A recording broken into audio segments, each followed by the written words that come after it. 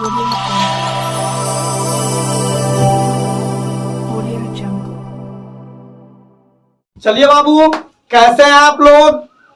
आज के इस क्लास में हम आप लोगों से मिलेंगे एनसीईआरटी बुक के जो 6.3 परिमेय हैं, जिसको हम लोग ए समरूपता भी कहते हैं, उसके बारे में समझेंगे।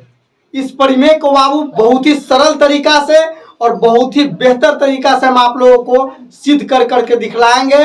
बाबू आप लोग वीडियो के अंत तक जरूर बने रहिएगा और हमारा यह वीडियो अगर आप लोगों को पसंद आए तो मेरे चैनल को सब्सक्राइब जरूर कर दीजिएगा और मेरे इस वीडियो को लाइक और शेयर जरूर कर दीजिएगा। चलिए बाबू स्टार्ट करते हैं आज का क्लास। देखते हैं क्या कह रहा है 6.3 थ्योरम। बाबू कह रहा है यदि दो त्रिभुजों में संगत कोण बराबर हो, दो त्रिभुज दिया है उसमें संगत कोण बराबर है तो उनकी संगत भुजा एक ही अनुपात में मतलब समानुपाती होती है। कह रहा है कि दो त्रिभुज है जिसमें मतलब संगत कोण क्या है, बराबर है, इसीलिए उसका संगत भुजा क्या होता है, समानुपाती होगा और इसीलिए यह दोनों त्रिभुज क्या होंगे, समरूप होंगे। दोनों त्रिभुज क्या होंगे, समरूप होंगे। तो सबसे पहले अब यहाँ हम क्या करेंगे, विशेष प्रतिज्ञा।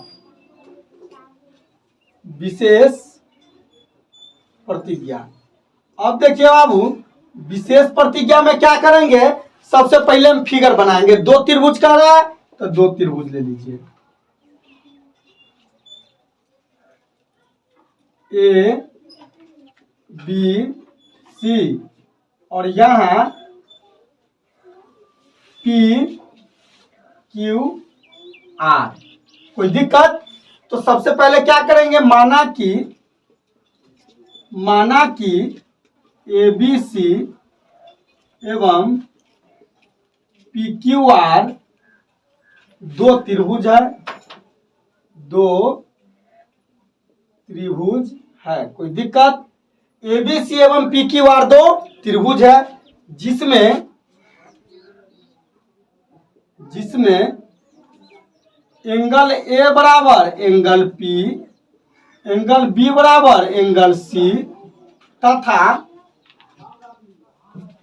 एंगल बी बराबर एंगल क्यू, एंगल बी बराबर एंगल क्यू और एंगल सी बराबर एंगल आर है। कोई दिक्कत? मतलब यह दिया हुआ है बाबू, इसमें यदि दो त्रिभुज में संगत कोण बराबर हो तो दो त्रिभुज लिए हैं और इसमें संगत कोण बराबर कर दिए हैं। कोई दिक्कत है? अब देखिए बाबू, तो सिद्ध करना है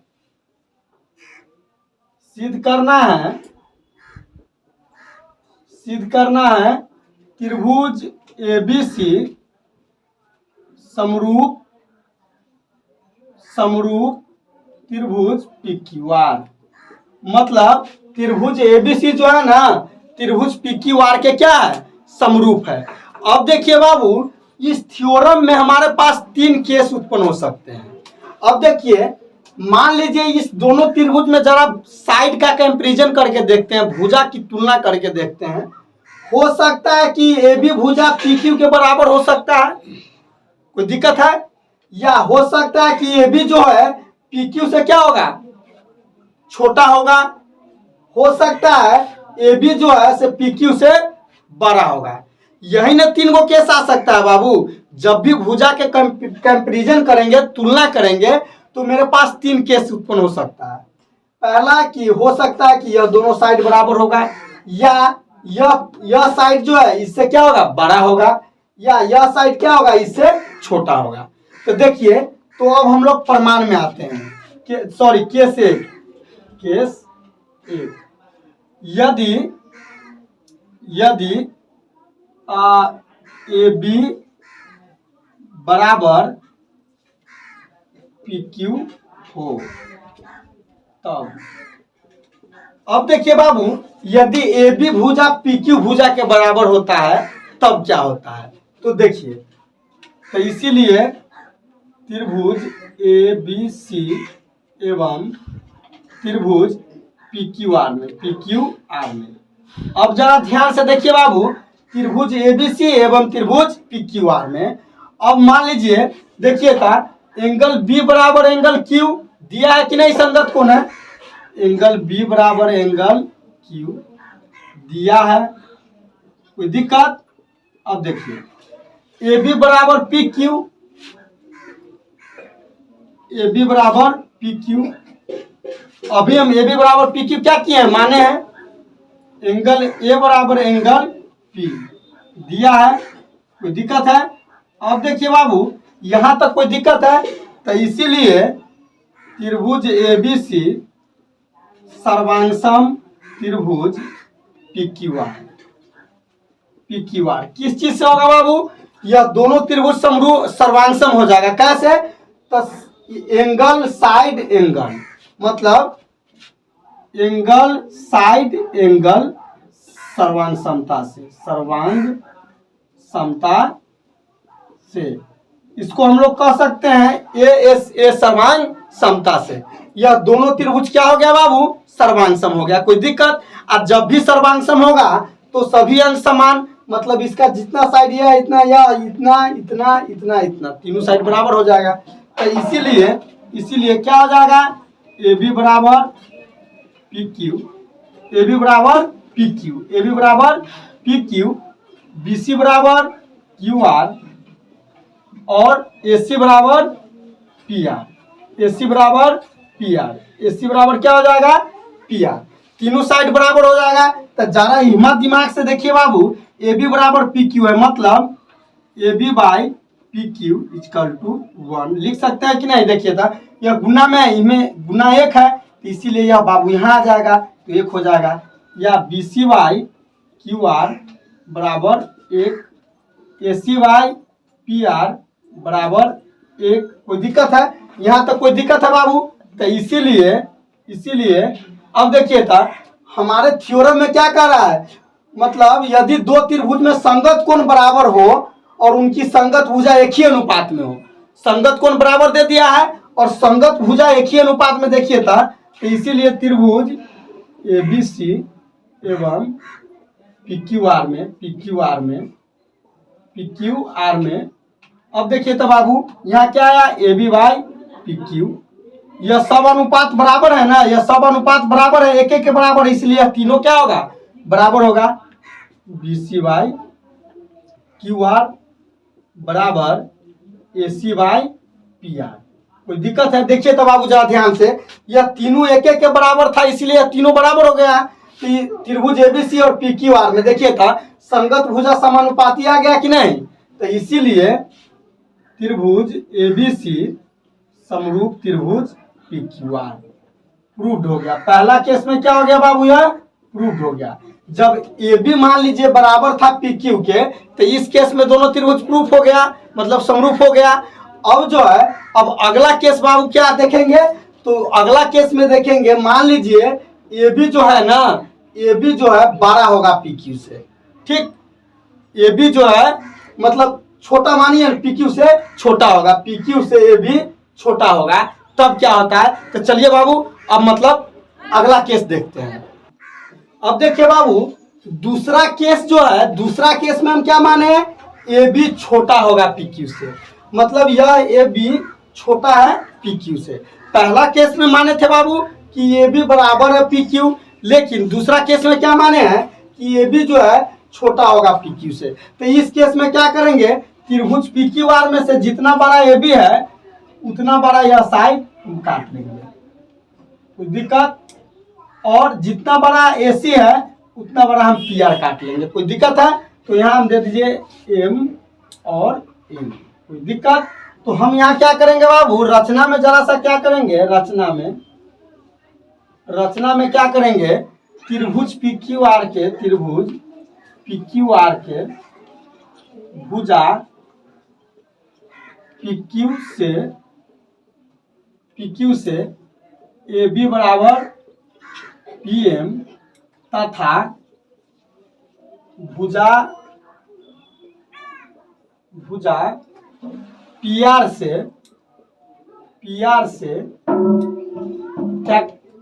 क्या करेंगे बाबू?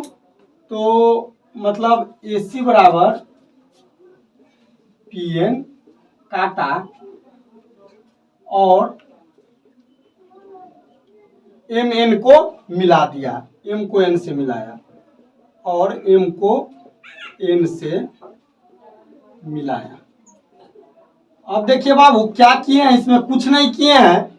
मान लीजिए ए बी भुजा जो था से पी क्यू से क्या था, छोटा था, इसीलिए ए बी जितना बड़ा साइड है उतना बड़ा साइड पी क्यू भुजा से पी एम काट लिए, और जितना बड़ा ए सी था उतना बड़ा पी आर से पी एन काट लिए। कोई दिक्कत?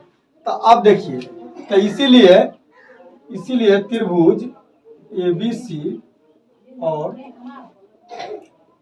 त्रिभुज पी क्यू आर में, अब देखिए बाबू त्रिभुज ए बी सी और पी क्यू आर में देखिए, ए बी बराबर पी एम रचना से, ए बी बराबर पी एम रचना से, कोई दिक्कत? अब देखिए एंगल ए बराबर एंगल पी, एंगल ए बराबर एंगल पी दिया है, यह तो शुरू में ही दिया था ना बाबू, संगत कोण समान है। और ए सी बराबर पी एन रचना से, ए सी बराबर पी एन रचना से। अब देखिए बाबू, तो इसीलिए त्रिभुज ए बी सी सर्वांगसम त्रिभुज पी क्यू आर, त्रिभुज ए बी सी जो है ना पी एम एन होगा, sorry P M N, mistake हो गया, पी एम एन, यहाँ भी पी एम एन में देखिए बाबू मिस्टेक से लिखा गया है पी एम एन।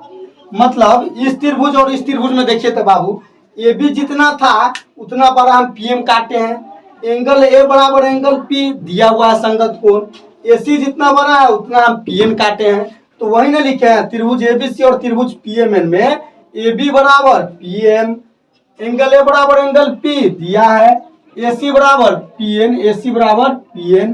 तो इसीलिए त्रिभुज ए बी सी सर्वांगसम त्रिभुज पी एम एन किस चीज से, तो साइड एंगल साइड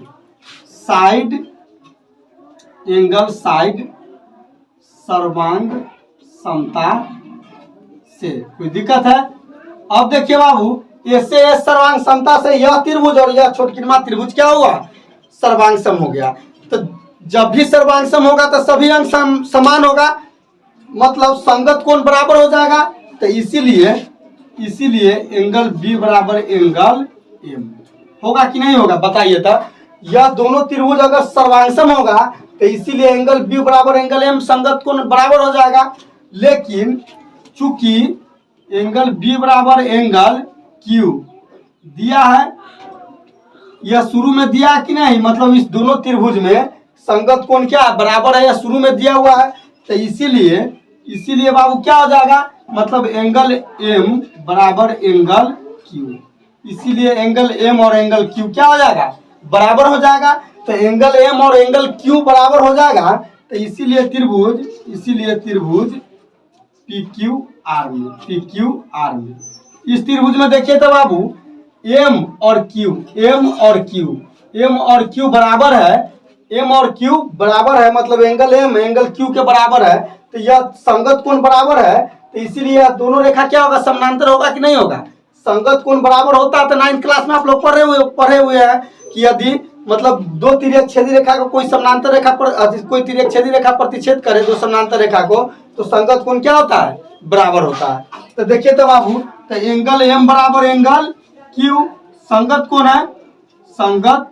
कोण है, कोई दिक्कत। तो इसीलिए क्या हो जाएगा, एम एन समानांतर क्यू आर। और जब भी एम एन समानांतर क्यू आर होगा बाबू, एम एन समानांतर क्यू आर होगा तो त्रिभुज पी क्यू आर में हम देख रहे हैं। तो इसीलिए तो क्या हो जाएगा यहाँ पी एम बटे पी क्यू बराबर पी एन बटे क्यू आर न पी एन बटे Q R, sorry P R. अब देखिए बाबू, कहने का मतलब यह है जब भी यह दोनों रेखा बराबर समानांतर होगा तो ये जो दोनों जो है यह भुजा का अनुपात क्या होगा, समान होगा। मतलब किस परिमेय से होगा, थेल्स परिमेय से। कोई दिक्कत है, मतलब पी एम बटा पी क्यू और पी एन बटा पी आर। अब देखिए बाबू, तो पीएम के जगह हम ए बी माने हुए हैं, तो A B by P Q. अब बराबर पीएन के जगह हम एसी माने हुए हैं, तो एसी बाई पी आर। ठीक है, समीकरण 1। यहाँ लिख दीजिएगा चूंकि मतलब ए बी बराबर पी एम, ठीक है, और क्या है एसी बराबर पी एन। कोई दिक्कत? अब देखिए बाबू, तो मतलब ए बी बाई क्या आ गया, A B by P Q, और ए सी बाई क्या आ गया, पी आर। तो इसी प्रकार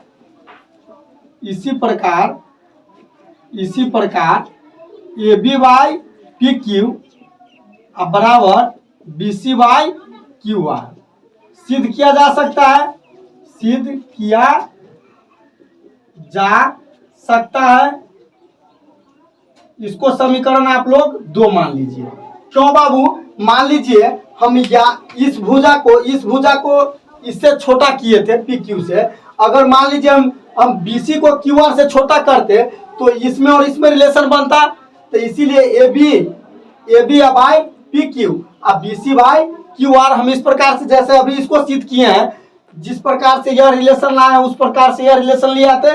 कैसे ले आते बाबू? तो अभी यह भुजा को हम इस भुजा से छोटा माने थे, अगर इस भुजा को हम इससे छोटा मानते तो बाबू ऐसे मेरा होता समानांतर, तो ऐसे रेशियो बनता। तो मतलब बी सी या क्यू आर और ए बी और पी क्यू इसमें रिलेशन आ जाता। तो इसी प्रकार A B by P Q बराबर B C by Q R सिद्ध किया जा सकता है, समीकरण 2। तो इसीलिए समीकरण 1 एवं 2 से, समीकरण 1 एवं 2 से देखिए बाबू, तो अब A B by P Q, तो A B by P Q बराबर यहाँ क्या हो जाएगा, B C by Q R बराबर A C by P R. यही ना हमको लाना था बाबू, संगत भुजा समानुपाती दिखाना था। तो संगत भुजा तो समानुपाती दिखा दिए। तो इसीलिए त्रिभुज ए बी सी समरूप त्रिभुज पी क्यू आर। यह दूसरा केस भी क्या हो गया बाबू, प्रूव्ड हो गया। यह दूसरा केस भी क्या हो गया, प्रूव्ड हो गया। आप चाहिएगा तो इसी प्रकार से तीसरा केस भी प्रूव कर लीजिएगा, लेकिन मैं फिर भी बताता हूँ। चलिए बाबू, अब आगे तीसरा केस देखते हैं। अब देखिए बाबू, तीसरा केस क्या कर रहा है। हम पहला केस में माने थे ए बी बराबर पी क्यू, दूसरा केस में माने हैं कि ए बी छोटा है पी क्यू से, और तीसरा केस क्या है, मान लेते हैं कि ए बी अगर बड़ा होगा पी क्यू से तब क्या होगा। तो सिंपल बात है, ए बी जब बड़ा होगा पी क्यू से, तो जितना बड़ा ए बी है तो इस पी क्यू भुजा को हम बढ़ाएंगे, ठीक, और पी आर को भी क्या करेंगे, बढ़ाएंगे। तो दिक्कत, और इस दोनों को मिला देंगे। यहाँ हम एम दे दिए और यहाँ एम दे दिए। तो रचना में क्या करेंगे बाबू, थोड़ा सा रचना में क्या करेंगे, त्रिभुज पी क्यू आर के पी क्यू भुजा को एम तक इस प्रकार बढ़ाया कि मतलब ए बी बराबर पी एम तथा पी आर भुजा को एन तक इस प्रकार बढ़ाया कि AC बराबर पी एम और M तथा N को मिलाया,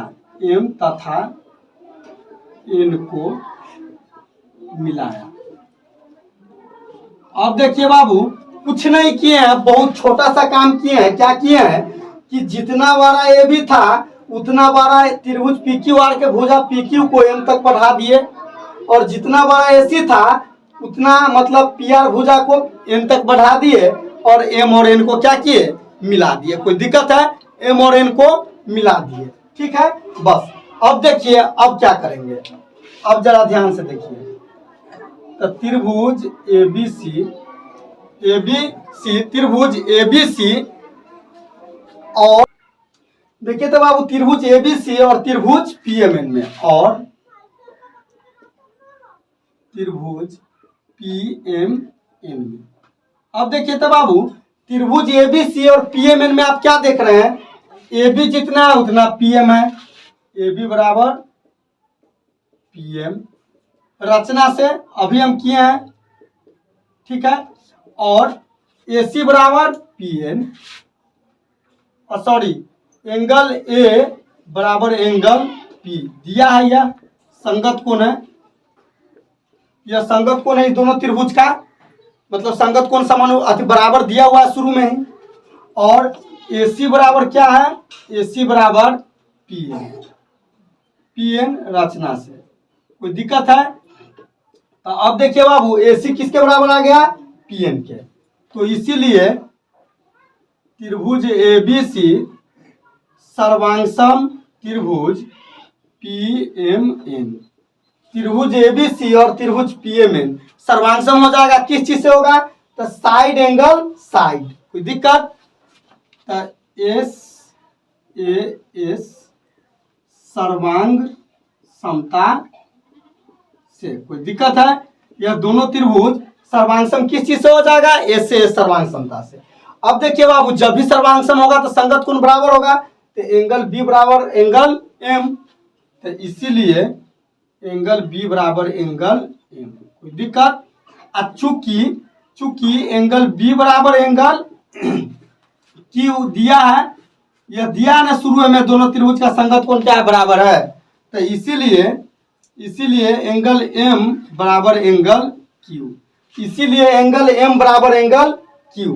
तो अब त्रिभुज पीएमएन में देखिए, तो अब त्रिभुज पीएमएन में, त्रिभुज पीएमएन में एंगल एम बराबर एंगल क्यू, संगत कोण है, संगत कोण है, संगत कोण है। देखिए तो बाबू त्रिभुज पीएमएन में एंगल क्यू बराबर एंगल एम, एंगल क्यू बराबर एंगल एम, यह दोनों संगत कोण है, ठीक है। तो इसीलिए क्यू आर समानांतर एम एन, इसीलिए यह जो रेखा है यह इसके समानांतर हो जाएगा। तो अब देखिए बाबू, तो जब यह दोनों समानांतर होगा तो पीक्यू अति पीएमएन त्रिभुज में हम देख रहे हैं, तो कहने का मतलब है PM by PQ, PM by PQ, PM by PQ बराबर पीएन बाय पीआर।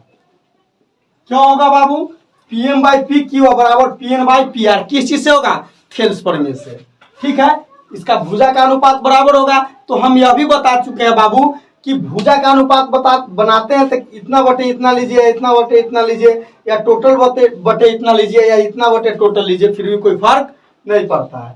अब देखिए तो इसको क्या लिखेंगे, थेल्स प्रमेय से, थेल्स प्रमेय से, कोई दिक्कत है बाबू। अब देखिए तब पीएम के जगह हम ए बी माने थे कि नहीं, तो A B by P Q बराबर पीएम के जगह क्या माने थे, ए सी, तो A C by P R यहाँ लिख देंगे। चूंकि ए बी बराबर पीएम और ए सी बराबर पीएम, कोई दिक्कत।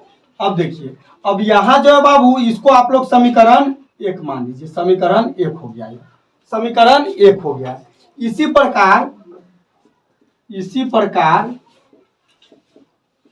प्रकार A B by P Q बराबर बी सी बाई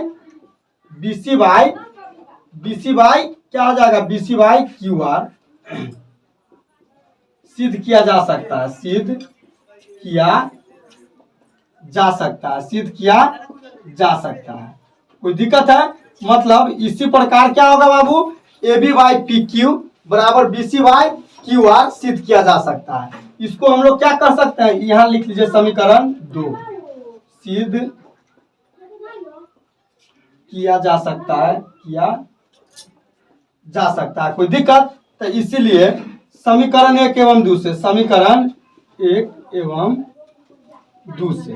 अब देखिए बाबू, यह कैसे सिद्ध कर सकते हैं। मान लीजिए हम इस साइड को मतलब 12 किए थे, अगर हम इसी साइड को या इसी साइड को 12 कर देते तो ऐसे मेरा मतलब भुजा समानांतर हो जाता, तो ऐसे अनुपात बन जाता। तो इसीलिए इसको और इसको ले लिए हैं, ठीक है। अब देखिए बाबू, तो अब यह दोनों बराबर है, तो A B by P Q बराबर, अब देखिए B C by Q R बराबर A C by P R. कोई दिक्कत? यह तीनों अनुपात बराबर हो गया। हमको यही चीज लाना था। तीनों अनुपात अगर दिखा देंगे बराबर है, मतलब समानुपाती है, तो क्या होगा, दोनों त्रिभुज समरूप हो जाएगा। तो इसीलिए त्रिभुज ए बी सी समरूप त्रिभुज पी क्यू आर रूट। यह तीनों केस बाबू क्या हो गया, रूट हो गया। किसी को यह थ्योरम समझने में दिक्कत है? चलिए बाबू, अब अगले क्लास में मिलेंगे आप लोग के साथ अगले थ्योरम के साथ। आज के लिए बस इतना ही बाबू, लेकिन मैं बार बार आप लोग से एक रिक्वेस्ट करता हूं कि प्लीज प्लीज प्लीज आप लोग मेरे इस चैनल को सब्सक्राइब जरूर कर दीजिएगा और वीडियो को लाइक और शेयर जरूर कर दीजिएगा। आज के लिए बस इतना ही। थैंक यू, शुक्रिया, धन्यवाद।